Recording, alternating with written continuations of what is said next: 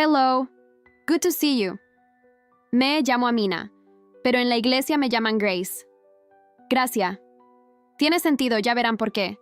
Tengo 44 años. Soy de Kano, el norte de Nigeria, la tierra del polvo rojo y el mercado que nunca duerme, y las mezquitas cuyas torres se ven desde cualquier punto de la ciudad. Si no conocen Kano, les digo lo esencial. Es la segunda ciudad más grande de Nigeria, después de Lagos. Es el corazón económico y cultural del norte. Es mayoritariamente hausa y mayoritariamente musulmana, y tiene un mercado central, el Kurmi Market, que existe desde hace siglos y que es uno de los mercados de telas más importantes de toda África Occidental. En ese mercado pasé 20 años de mi vida, 20 años despertándome antes del amanecer para llegar antes que los otros vendedores, 20 años negociando precios, eligiendo telas, conociendo proveedores, construyendo una reputación que valía más que cualquier cosa que yo pudiera escribir en un papel. Y en ese mercado, el día que mi comunidad supo lo que había encontrado, todo lo que yo había construido comenzó a derrumbarse. Esta es mi historia, y se las cuento de pie, no de rodillas. El norte de Nigeria no es lo que los noticieros internacionales describen cuando hablan de Nigeria. Los noticieros hablan de Boko Haram, de ataques, de violencia. Todo eso es real y yo no lo voy a negar. Pero el norte de Nigeria también es esto. Familias que llevan generaciones en el mismo barrio y que se conocen todos.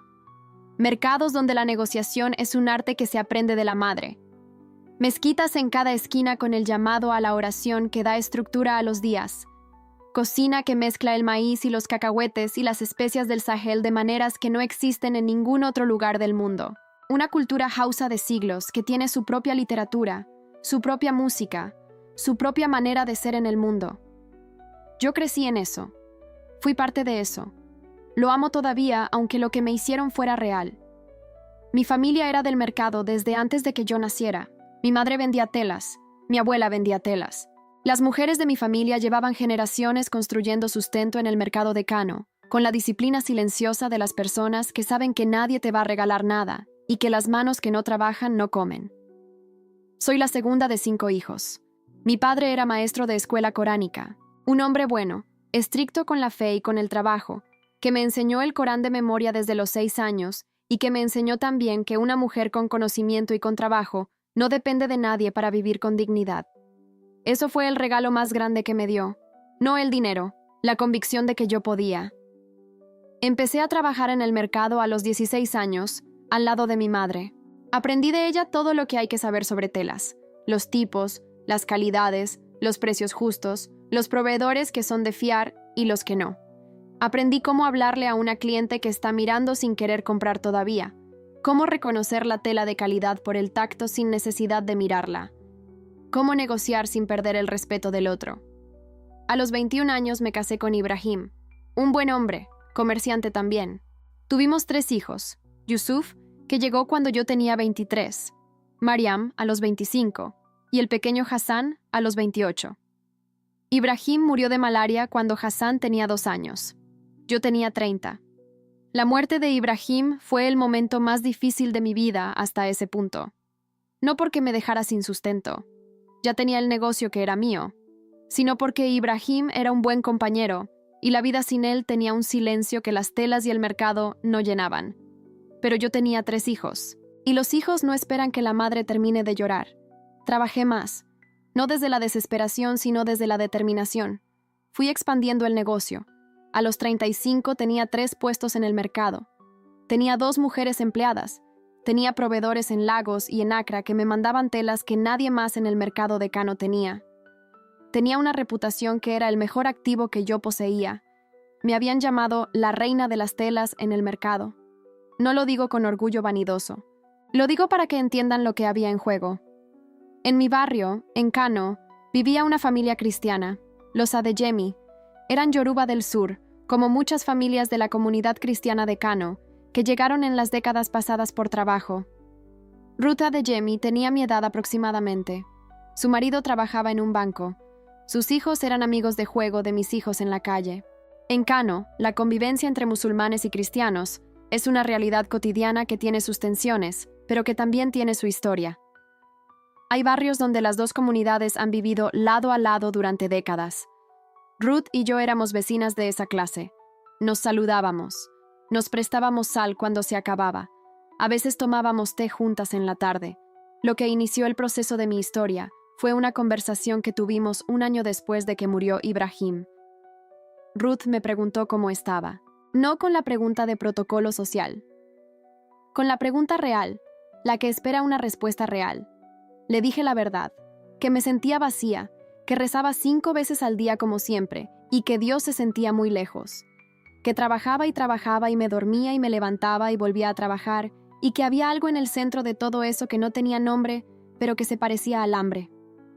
Ruth me escuchó durante mucho tiempo, y cuando terminé me dijo algo que me quedó. Amina, eso que describes, ese hambre que el trabajo no llena, tiene nombre. Se llama el vacío que solo Dios puede llenar. Y hay una manera de encontrar lo que yo conozco. Le dije que yo también conocía a Dios, que rezaba, que ayunaba. Me dijo, sí, pero ¿sientes que Él te conoce a ti? Esa pregunta me siguió durante semanas. Ruth no me presionó. Eso fue lo que me permitió seguir escuchándola. Si hubiera llegado con urgencia de convertirme, yo habría cerrado la puerta. Pero Ruth simplemente respondía a mis preguntas cuando yo las hacía, y yo empecé a tener muchas. Le pregunté sobre Jesús, le pregunté cómo ella oraba, le pregunté qué era diferente en su fe de la mía. Le hice preguntas que en otro contexto hubieran sido incómodas, pero que ella recibía con la naturalidad de alguien que no tiene nada que esconder.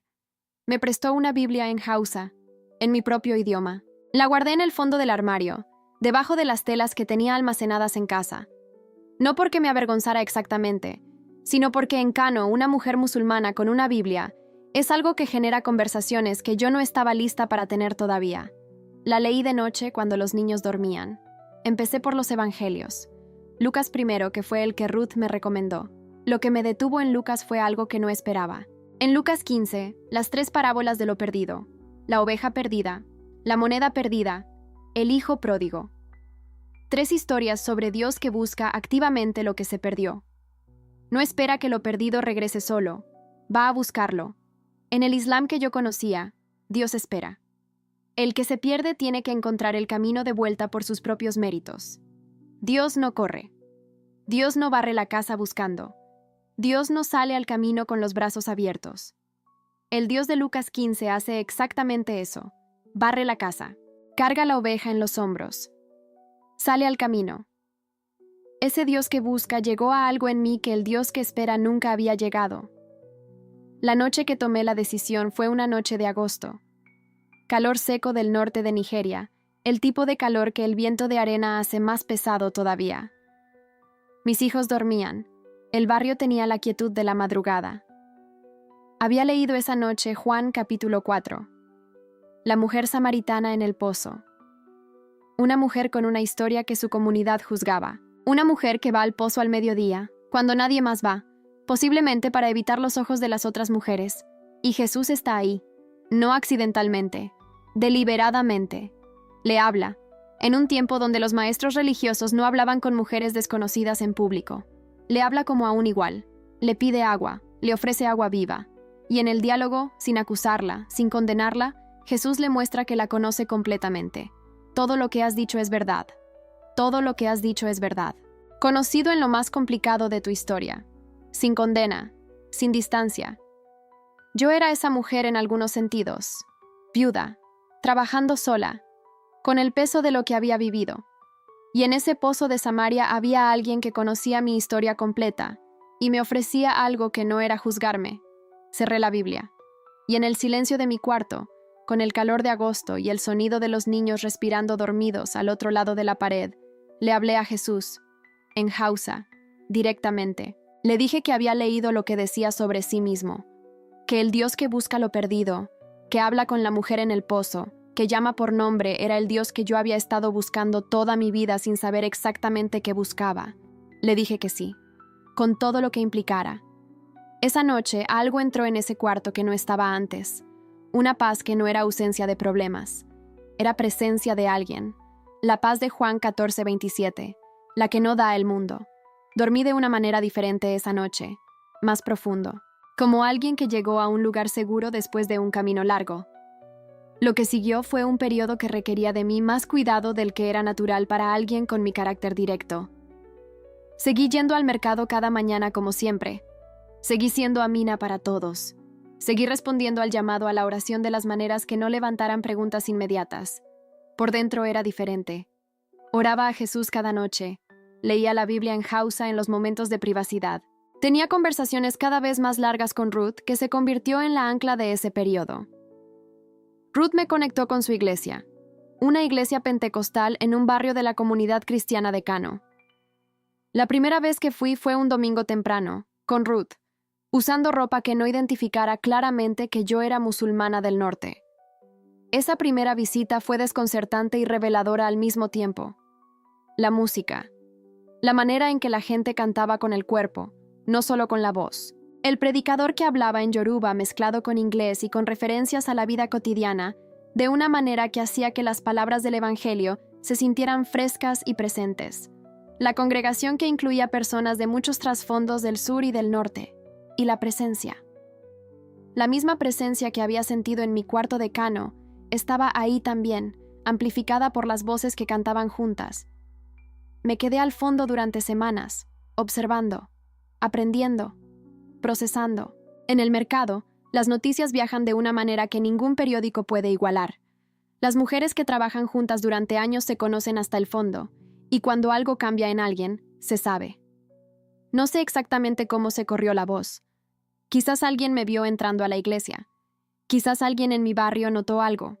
Quizás fue algo que dije sin darme cuenta en una conversación. Lo que sé es que un martes de noviembre, cuando llegué al mercado a las 6 de la mañana como siempre, algo estaba diferente. Las mujeres que siempre me saludaban miraron hacia otro lado. La vendedora del puesto vecino, Fátima, con quien había compartido el mercado por 12 años, me dio la espalda cuando la llamé por nombre. No hubo confrontación, no hubo gritos. Fue algo peor. El silencio calculado de personas que habían decidido algo y que lo comunicaban sin palabras. Esa semana las ventas bajaron a la mitad. La siguiente, a menos de un cuarto. Los proveedores que me llamaban regularmente dejaron de llamar. Las clientes que venían desde lejos a buscar mis telas de Lagos vinieron y se fueron sin comprar, con una excusa que nadie de nosotras creyó. El mercado de Kano tiene sus propios mecanismos. Cuando la comunidad decide que alguien ya no es de los suyos, no necesita un decreto. Necesita solo que cada persona, individualmente, tome la misma decisión de no comerciar. Y cuando esas decisiones individuales se multiplican, el efecto es total. Voy a pausar aquí un momento porque lo que viene es la parte más difícil de contar. 20 años de trabajo. 3 puestos en el mercado. Una reputación que yo construí con estas manos. Si alguien sabe lo que cuesta construir algo así, entiende lo que significa verlo derrumbarse. Si escuchas esto y hay algo que resuena, quédate.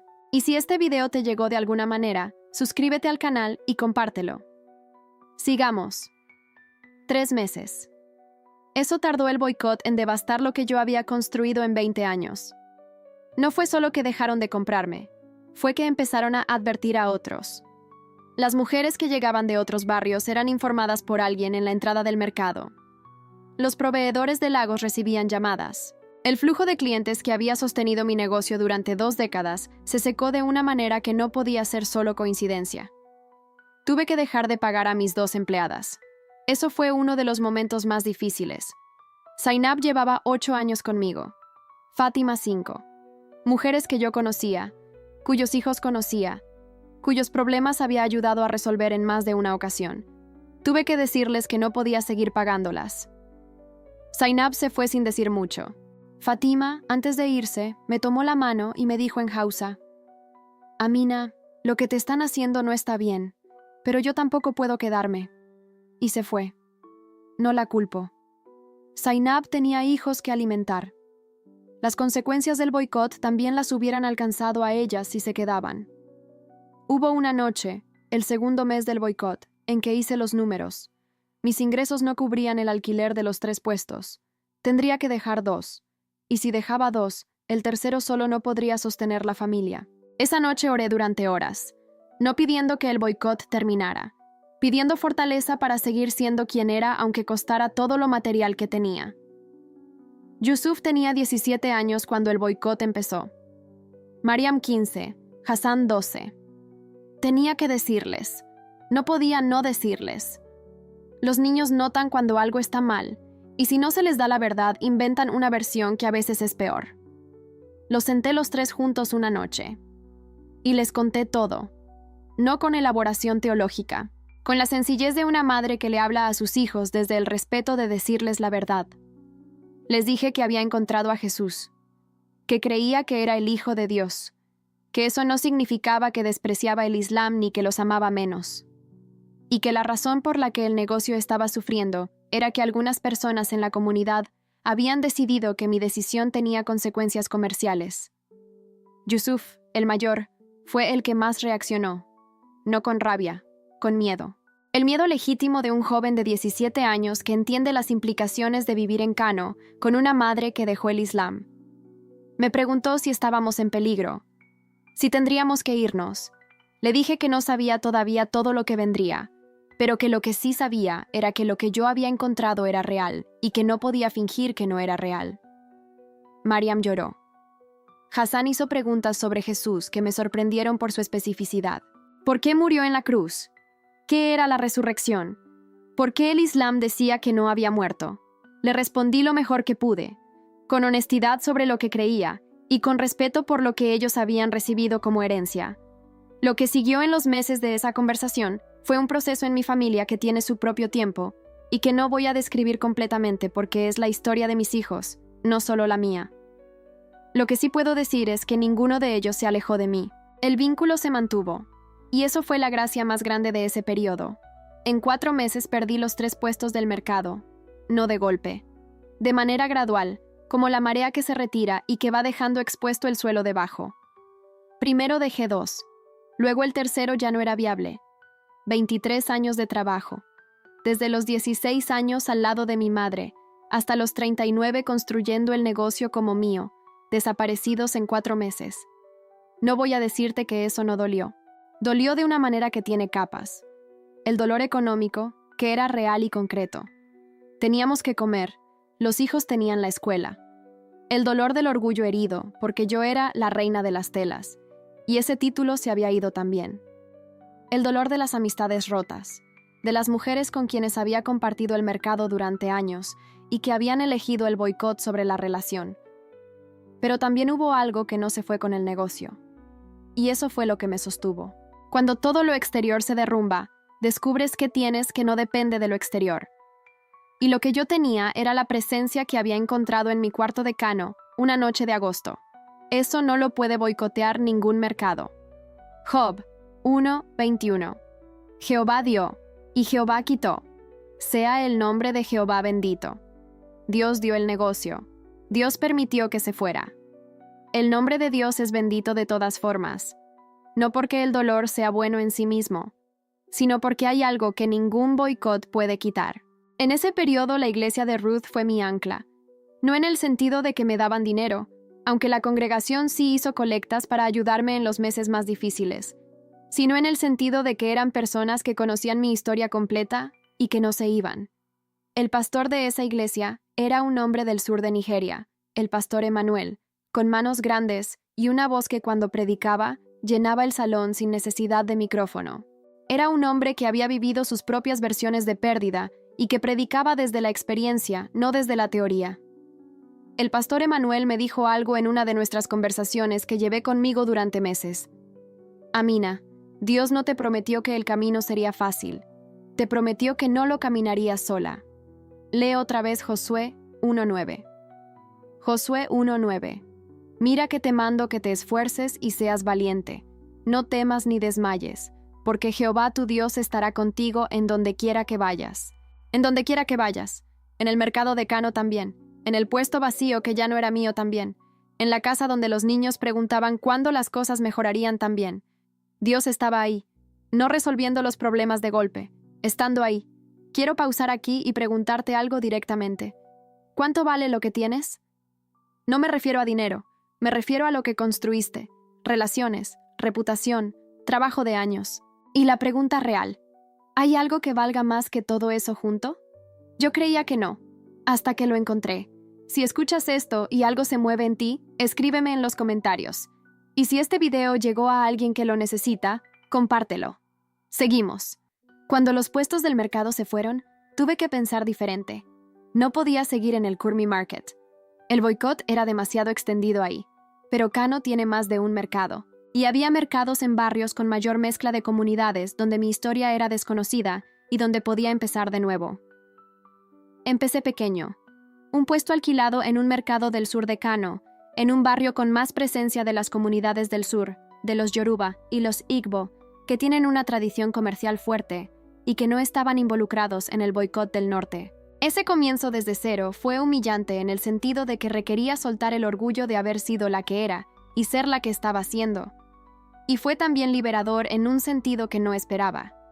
Porque reconstruyendo desde cero, sin la reputación que había tenido antes y que ahora era un problema, descubrí algo sobre mis propias capacidades. Las manos que habían construido 20 años de negocio podían construir de nuevo. El conocimiento de telas, de proveedores, de clientes, no había desaparecido con el boicot. Estaba en mí. 2 años después del inicio del boicot, tenía 2 puestos nuevos, diferentes, más pequeños que los 3 que había tenido, pero míos, reconstruidos desde el fondo. Filipenses 4:13. Todo lo puedo en Cristo que me fortalece. Todo lo puedo. No sin esfuerzo, no sin madrugadas, sino con el sustento de alguien que da la fortaleza que el esfuerzo solo no puede dar. Yusuf tiene hoy 21 años. Sigue siendo musulmán. Eso es su derecho y su decisión, y yo lo respeto profundamente. Nuestra relación está bien.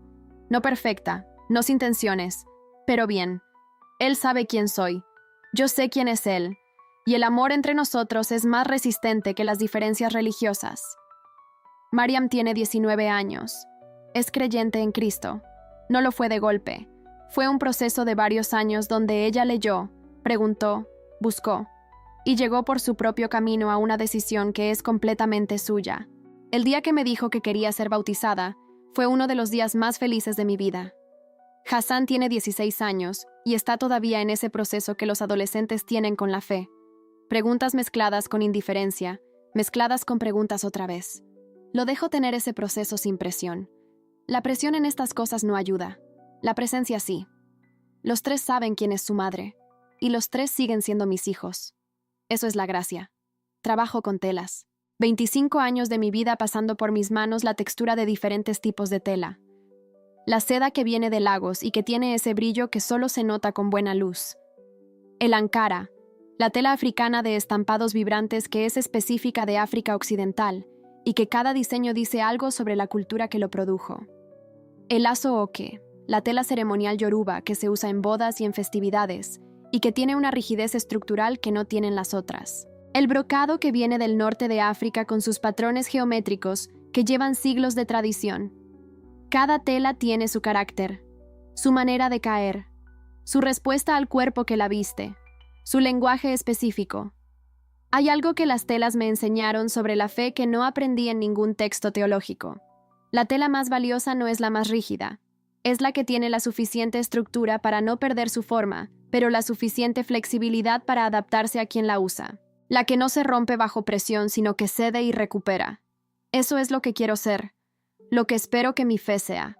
No rígida en el sentido de frágil. Firme en lo esencial, flexible en lo que puede ser flexible, resistente a la presión sin quebrarse. El boicot fue la presión, y descubrí que la fe que yo tenía cedía y recuperaba, como el buen Ankara, como el Aso-Oke bien tejido. Esa imagen me la di a mí misma en los meses más difíciles y todavía la llevo. Quiero decir algo honesto sobre el Islam de mi experiencia porque me parece que la honestidad siempre vale. El Islam que aprendí de mi padre fue un Islam de disciplina y de trabajo y de comunidad. Mi padre era un hombre que rezaba con convicción genuina y que vivía lo que creía.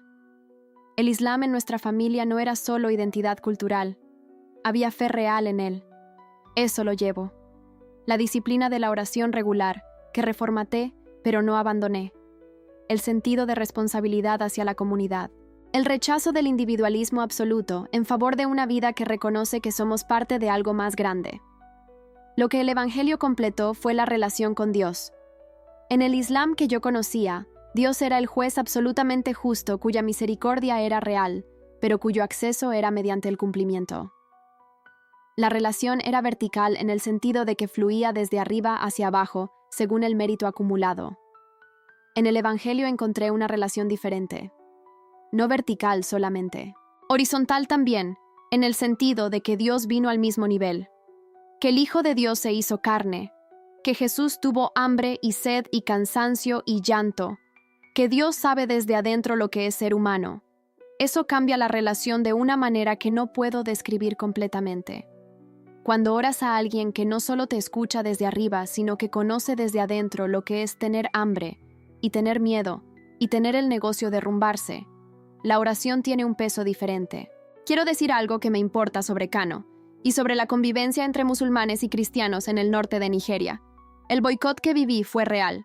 La violencia que a veces ocurre en el norte de Nigeria entre comunidades es real. No lo minimizo. Pero también es real que Ruth Adeyemi fue mi vecina durante años antes de que yo encontrara lo que encontré. Que el pastor Emanuel y su congregación me apoyaron en los meses más difíciles sin preguntar si merecía el apoyo. Que en el mercado del sur de Kano, donde reconstruí mi negocio, mujeres musulmanas compraron mis telas sin importarles mi fe. La convivencia es posible. Existe. No de manera perfecta ni sin tensiones, pero existe. Lo que hace que la convivencia sea posible no es que todos creamos lo mismo, es que todos reconozcamos en el otro una humanidad que es más profunda que cualquier diferencia de fe. Eso es lo que Ruth me dio cuando me preguntó si sentía que Dios me conocía, no una agenda de conversión, el reconocimiento de una mujer en otra mujer. Eso es lo que el Evangelio me enseñó a ver también. Mateo 5:9. Bienaventurados los pacificadores, porque ellos serán llamados hijos de Dios. Los pacificadores no son los que evitan el conflicto a cualquier costo. Son los que trabajan activamente por la paz aunque sea costosa. Quiero ser eso en Kano. Alguien que tendió puentes aunque el puente costara algo. Mis manos. Las miro mientras te cuento esto.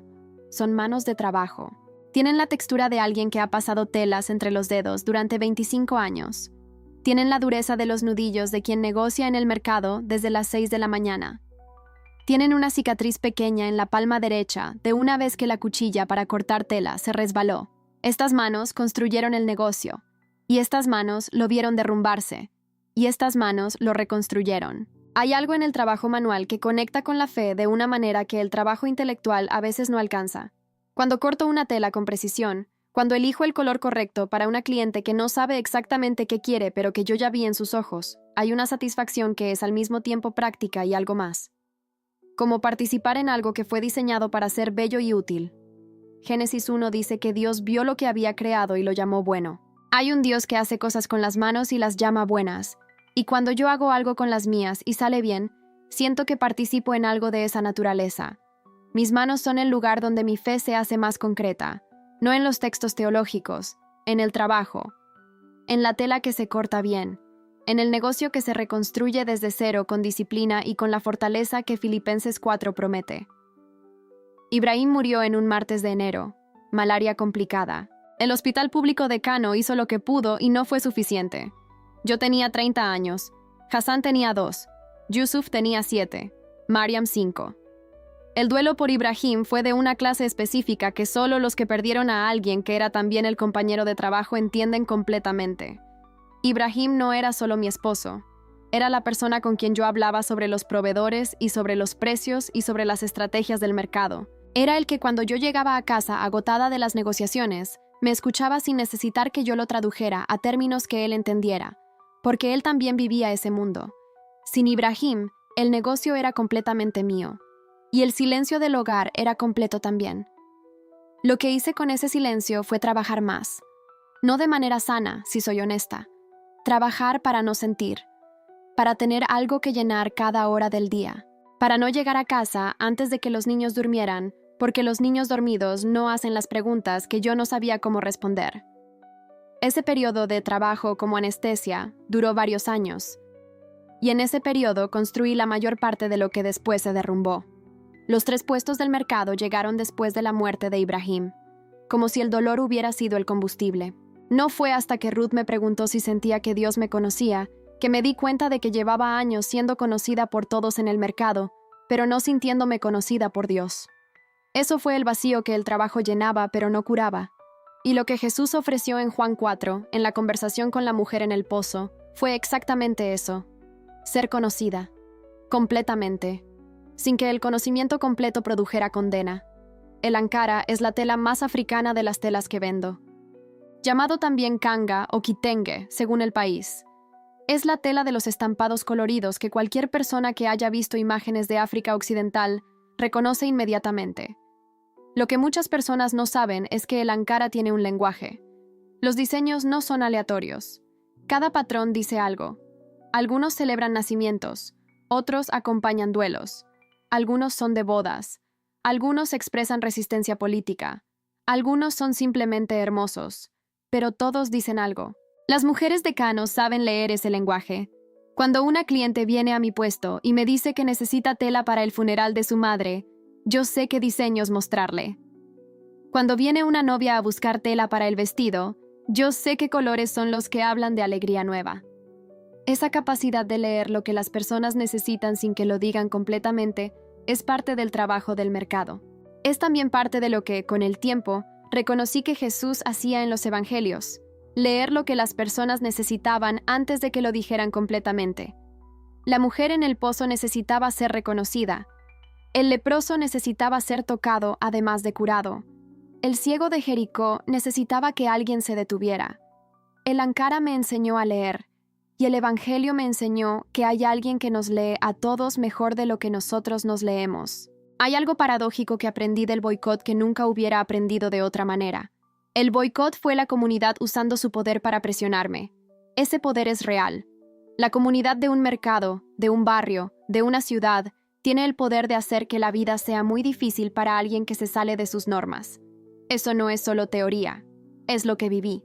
Y al mismo tiempo, el boicot me mostró que yo había construido mi identidad sobre esa comunidad de una manera que era frágil. Si mi identidad dependía de ser la reina de las telas, del Kurmi Market, entonces cuando el Kurmi Market me dio la espalda, ¿quién era yo? La respuesta que encontré en el Evangelio fue radical. Mi identidad no depende de ninguna comunidad humana, no del mercado, no del barrio, no de la comunidad islámica. Es una identidad anterior y más profunda que cualquier comunidad puede dar o quitar. Juan 1:12. A todos los que le recibieron, les dio potestad de ser hechos hijos de Dios. Hijos de Dios. Esa identidad no la puede boicotear ningún mercado. Y paradójicamente, fue el boicot lo que me hizo descubrir esa identidad. Si el mercado nunca me hubiera dado la espalda, quizás yo nunca hubiera necesitado encontrar algo que el mercado no pudiera quitarme. El boicot fue el maestro que no elegí, pero fue un maestro. Quiero darle más espacio a Ruth Adeyemi en esta historia porque me parece que merece más que una mención. Ruth era del sur, Yoruba, cristiana de tercera generación, de familia que había conocido el Evangelio décadas antes de que ella naciera.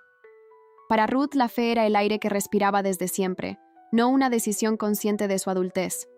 Y sin embargo, Ruth tenía una manera de vivir su fe que no era automática ni heredada mecánicamente. Era reflexiva. Había pensado en lo que creía. Tenía preguntas propias. Había luchado con cosas en su fe que no eran simples. Eso la hacía interlocutora real, no predicadora. La pregunta que me hizo, ¿sientes que él te conoce a ti?, no era retórica. Era genuina.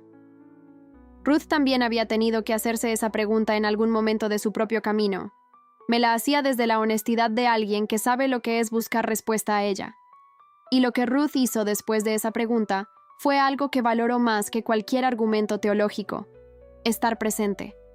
No con urgencia de que yo llegara a sus conclusiones rápido, con la paciencia de quien sabe que los procesos tienen su tiempo y que la presencia constante es más valiosa que la prisa. Hay una Ruth en la historia de muchas personas que encontraron lo que yo encontré. Alguien que estaba ahí, que hizo la pregunta correcta en el momento correcto, que no se fue cuando el proceso fue lento. Eso es lo que hace el cuerpo de Cristo en su mejor versión, ser la presencia de Dios en la vida de las personas que todavía están buscando. Quiero hablarle específicamente a las personas que perdieron algo que construyeron. No necesariamente un negocio de telas en Kano. Puede ser un trabajo, un proyecto, una reputación profesional, el sustento que viene de la pertenencia a una comunidad de trabajo. El dolor de perder lo que construiste con tus manos tiene un sabor específico que no se parece al dolor de perder lo que te fue dado. porque lo que construiste lleva tu trabajo en él, lleva las madrugadas, las decisiones difíciles, los años de aprender y equivocarse y volver a intentar. Y cuando eso se va algo que tenía tu forma. Lo que yo encontré en ese proceso no fue la promesa de que Dios devolvería exactamente lo que se fue. Los 3 puestos del Curmy Market no volvieron. Los 2 puestos nuevos que tengo son más pequeños. La reputación de la reina de las telas en el norte no la recuperé. Lo que encontré fue algo diferente.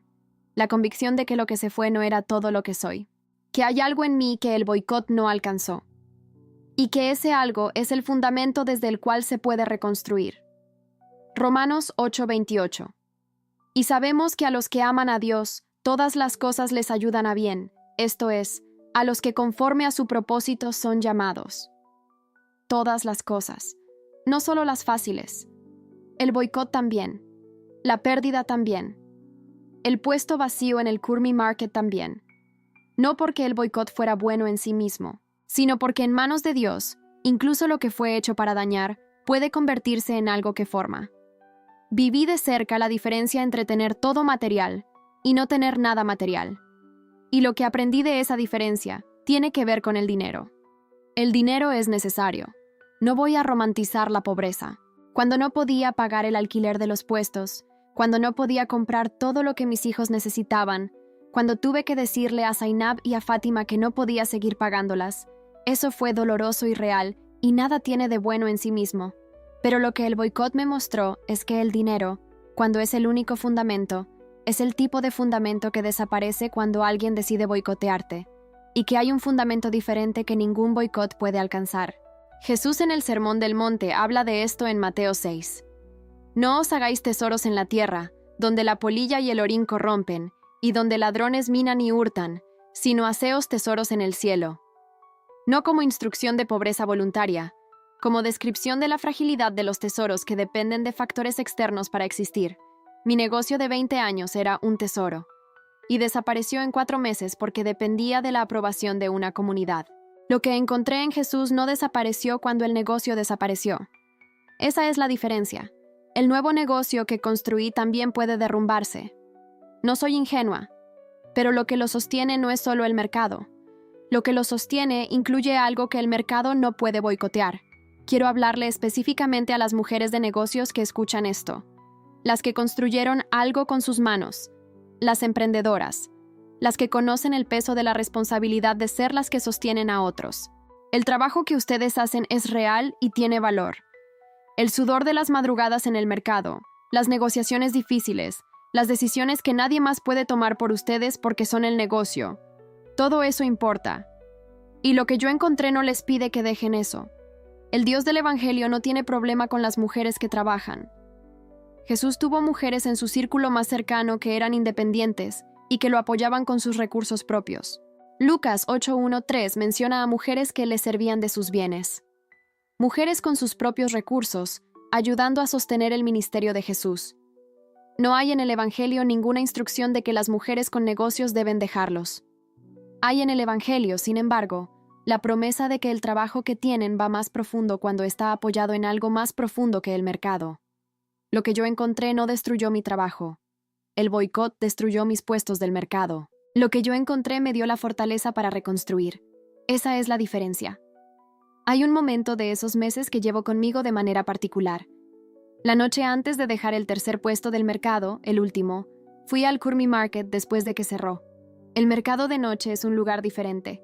Los puestos cerrados con sus lonas, el silencio entre los pasillos donde durante el día no cabe el ruido, el olor del polvo y de las telas que queda cuando la gente se va. Me senté en el piso del puesto que había sido mío durante 12 años.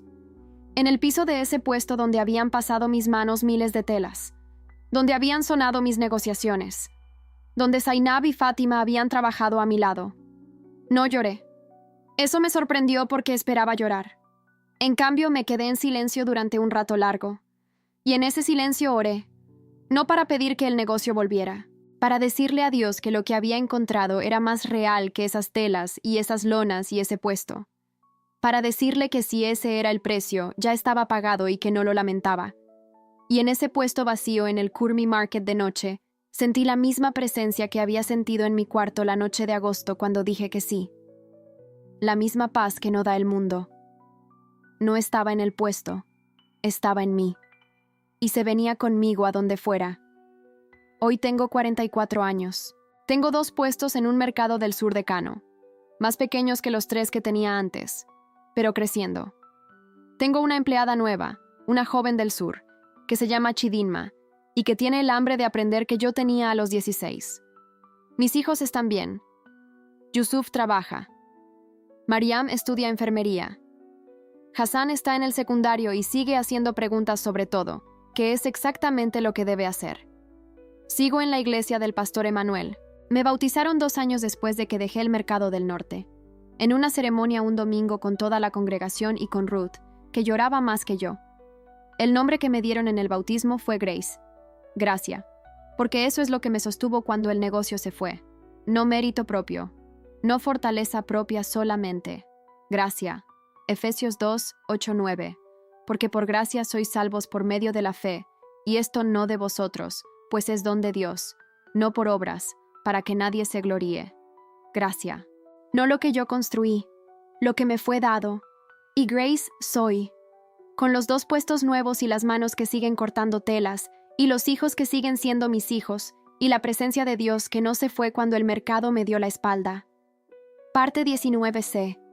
Lo que me diría a mí misma a los 30 años. Si pudiera hablarle a la Amina de 30 años, recién enviudada, con 3 hijos, construyendo el negocio desde el dolor, le diría: no tengas miedo de la pregunta que Ruth te va a hacer. Cuando te preguntes si sientes que Dios te conoce, responde con honestidad. Esa honestidad es la puerta. Le diría que los 20 años de negocio que viene construyendo van a ser reales. El trabajo de esas manos va a producir algo genuino. Y también le diría que ese trabajo no es todo lo que es. Le diría que la noche en que lea Juan capítulo 4 con el calor de agosto de Kano y con los niños dormidos, va a ser una de las noches más importantes de su vida. Que lo que sienta en ese cuarto no es ilusión. Que la presencia que entre es real. Y le diría que el boicot también viene. Que va a doler de una manera que no hay vocabulario suficiente para describir completamente. Que los 20 años de reputación van a derrumbarse en 4 meses. Y que en esos 4 meses va a descubrir algo sobre sí misma que los 20 años de éxito no le enseñaron. Que tiene algo que ningún mercado puede boicotear. Sé valiente, Amina. Lo que viene después del miedo es real. Termino con algo que puede parecer inesperado, pero que para mí es completamente verdad. El mercado es un lugar sagrado. No en el sentido de que hay un altar en el Kurmi Market o de que las transacciones comerciales son actos de adoración, sino en el sentido de que el mercado es el lugar donde la vida más concreta y la búsqueda más profunda se encuentran. En el mercado están las mujeres que trabajan para alimentar a sus hijos, los hombres que llevan sus productos de madrugada para llegar primero, los niños que aprenden al lado de sus madres cómo funciona el mundo real, los precios que suben y bajan según fuerzas que nadie controla completamente, el regateo que es un arte de relación tanto como de comercio. En ese mundo de lo concreto y lo cotidiano, Dios también está presente, no solo en las mezquitas y en las iglesias, en el mercado también. Jesús no pasó su vida adulta en el templo, pasó la mayor parte de ella entre las personas del mercado, de la pesca, de la agricultura, entre las personas cuyas vidas tenían el peso específico de lo cotidiano. El Dios del Evangelio no le tiene miedo al mercado, está en él. Y cuando yo extiendo las telas sobre el mostrador y una cliente las toca con las manos y sus ojos dicen que es exactamente lo que buscaba, aunque no supiera exactamente qué buscaba, en ese momento hay algo que no es solo comercio. Hay el eco lejano de alguien que dijo a una mujer en un pozo: el que bebiere del agua que yo le daré, no tendrá sed jamás. El agua que no vuelve a dar sed, las telas que satisfacen un hambre de belleza, y el Dios que conoce lo que cada persona necesita antes de que lo pida. Eso es lo que llevo al mercado cada mañana. Y eso es lo que el boicot no pudo quitarme. Has escuchado a una mujer de Kano contarte su historia. 20 años de negocio, telas y mercados y madrugadas, y 4 meses que lo cambiaron todo. Y el presente de quien reconstruyó desde el fondo con una fortaleza que no era solo suya. Si eres mujer y construiste algo con tus manos, lo que tienes vale. El trabajo tiene dignidad. Y hay alguien que lo sabe mejor que nadie porque también trabajó con sus manos en una carpintería de Nazaret. Si estás pagando un precio por lo que crees, en el mercado, en tu comunidad, en tu familia, no estás sola. Hay una Amina en Nigeria y una Fátima en Egipto, y una Laila en Kuwait, y personas en cada rincón del mundo que entienden exactamente lo que vives. Y hay un Dios que prometió no dejarte en donde quiera que vayas. Y si estás en el Kurmi Market o en cualquier mercado del mundo, sea de Kano o de Lagos o de cualquier otra ciudad, las telas que venden tienen nombre. Y el Dios que creó la belleza de los colores y los patrones también te conoce a ti por nombre. Una sola cosa antes de que cierres este video. Compártelo. Con alguien que construyó algo con sus manos. Con alguien que está pagando un precio por lo que cree. Con alguien que necesita saber que hay algo que ningún boicot puede quitar. Este video puede llegar exactamente a esa persona. Y si quieres seguir escuchando historias como la mía, suscríbete al canal Fe Sin Fronteras. Cada semana hay una vida nueva. Cada semana hay una razón más para creer que Dios no se olvidó de nadie. Ni siquiera de las vendedoras de telas de Kano. Gracias por escucharme. God bless you. Mu God. Soy Amina. Soy Grace. Soy la que perdió el mercado y encontró algo que el mercado no puede dar. Y no lo cambio por nada. El Hausa es el idioma de mi alma. Es el idioma de más de 60 millones de personas en Nigeria, Níger, Ghana, Sudán y la diáspora. Es el idioma del comercio del Sahel desde hace siglos. Y es también el idioma en que leí el Evangelio por primera vez. La Biblia en Hausa existe. Fue traducida en el siglo XIX por misioneros que entendían que el Evangelio necesita llegar a las personas en el idioma en que piensan desde adentro. Hay algo en escuchar el Evangelio en Hausa que no existe en ningún otro idioma. La manera en que el Hausa describe la presencia de Dios tiene una profundidad específica. El título Hausa para Dios, Allah, es el mismo que usan los musulmanes. Y sin embargo, en el contexto del Evangelio, esa misma palabra dice algo diferente. Habla del mismo Creador, pero con un carácter diferente. El que busca, el que llora, el que da la vida. No cambié de idioma al cambiar de fe. Cambié lo que ese idioma decía sobre el carácter del Dios que ya conocía por nombre. El Hausa dice algo hermoso para la paz. Salama, que viene del árabe salam, la misma raíz. La paz del Islam y la paz del Evangelio comparten una palabra. Y yo encuentro en eso algo que no sé describir completamente, pero que siento como real. Que lo que busqué durante 44 años tiene un nombre que ya estaba en mi idioma desde antes de que yo empezara a buscarlo. Salama, Shalom, paz. Nigeria es el país más poblado de África, con 220 millones de personas, dividido de manera muy aproximada entre una mitad norte, mayoritariamente musulmana, y una mitad sur, mayoritariamente cristiana. Esa división no es una línea recta, es un entramado complejo de comunidades, historias, tensiones y convivencias. El norte de Nigeria tiene una tradición islámica que va más allá del siglo X. El Islam llegó al Sahel por las rutas comerciales del norte antes de llegar a las costas del sur por los europeos.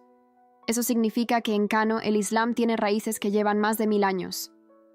Esa profundidad histórica hace que la identidad islámica en el norte no sea solo religiosa. Es cultural, política, ancestral. Separarse de ella es separarse de algo que va mucho más profundo que una creencia. Y al mismo tiempo, Nigeria tiene una de las comunidades cristianas más vibrantes del mundo. La Iglesia en Nigeria, en sus múltiples expresiones, es una fuerza cultural y social enorme. El pentecostalismo nigeriano en particular es un movimiento global. Pastores nigerianos predican en megaiglesias de todo el mundo. Esa Nigeria compleja, con su tensión entre el norte islámico y el sur cristiano, con su historia de violencia y de convivencia entretejidas, es el contexto en el que mi historia ocurrió. No es blanca ni negra. Es tan compleja como la vida real siempre es. Hay mujeres en el Kurmi Market que me conocieron durante 20 años, que compraron de mí y que me compraron, que celebraron el Eid conmigo, que me ayudaron a cargar mercancía cuando no daba abasto. Algunas de ellas fueron parte del boicot. Otras quizás habrían querido no serlo, pero no tenían otra opción en ese contexto. A todas ellas quiero decirles algo desde la distancia de estos años. No las guardo rencor. Las entiendo. Vivimos en un sistema que tiene sus propias leyes no escritas y que tiene sus propios costos para quien se sale de ellas. Lo que me hicieron tenía un nombre: boicot. Tenía una intención: presionarme para que volviera. No fue violencia física. Fue la presión de la comunidad que en muchos sentidos es más difícil de sostener que la violencia, porque no tiene catarsis, solo desgaste. Las entiendo. Y les digo que lo que encontré es real, que el Dios que busca lo perdido, como en Lucas 15, las busca a ellas también, que las telas que venden en el mercado las conoce por nombre al igual que me conoció a mí. La puerta está abierta, para todas. Señor, gracias. Gracias por Ruta de Yemi que me preguntó si sentía que tú me conocías. Gracias por la Biblia en Ausa que me prestó. Gracias por Lucas 15 y la mujer que barre la casa buscando la moneda perdida. Gracias por Juan 4 y la mujer en el pozo que fue encontrada cuando fue a buscar agua. Gracias por los 3 puestos del mercado que construí. Y gracias por los 4 meses en que se fueron. Porque en esos meses descubrí que tenía algo que ningún boicot puede quitar. Gracias por el pastor Emanuel y su congregación que recogió colecta cuando yo no podía pagar el alquiler. Gracias por Mariam que llegó a la fe por su propio camino. Gracias por Yusuf que sigue siendo mi hijo aunque crea diferente. Gracias por Hassan que hace preguntas. Señor, te pido por las mujeres del mercado de Cano. Las que me boicotearon y las que querían no hacerlo, y las que no sabían nada de todo esto. Por las que construyen sus negocios con sus manos en el polvo rojo del norte de Nigeria, y que tienen ese hambre que el mercado no llena. Llámalas por nombre. Mándales una Ruth que les haga la pregunta correcta. En el nombre de Jesús, el que sabe de trabajo de manos y de días difíciles, y de levantarse después de que todo se derrumba. Amén. Amén.